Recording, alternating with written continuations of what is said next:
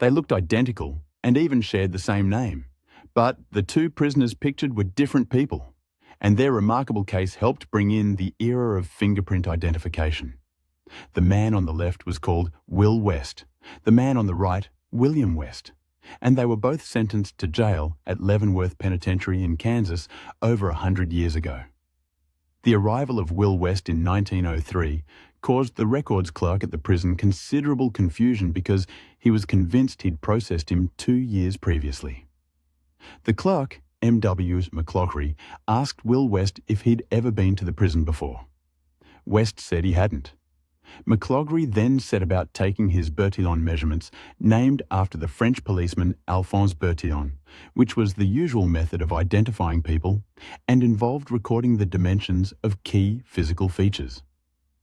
McClaughry, still convinced the man before he had already been to the prison, looked up his name in his filing system and found one William West, who looked identical to Will West in the photographs in every respect. They even shared the same Bertillon measurements.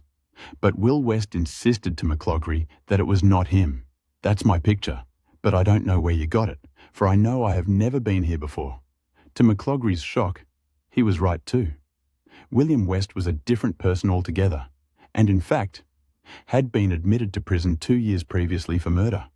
The case highlighted the flaws in the Bertillon method, and it wasn't long before the US authorities turned to fingerprints.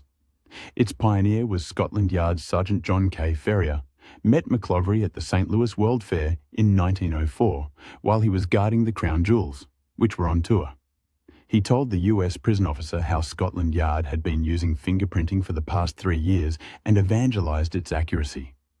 McClaughry was sold, and after being instructed on the technique, he introduced it to Leavenworth Prison. America's first national fingerprint repository was established shortly afterward. The use of fingerprints had begun in 1858 with Sir William James Herschel, Chief Magistrate of the Hooghly District in Jungipur, India, who asked locals to stamp their business contracts with their palms. However, he did this on a hunch that it would be a good way of identifying someone, not because he knew the science behind it.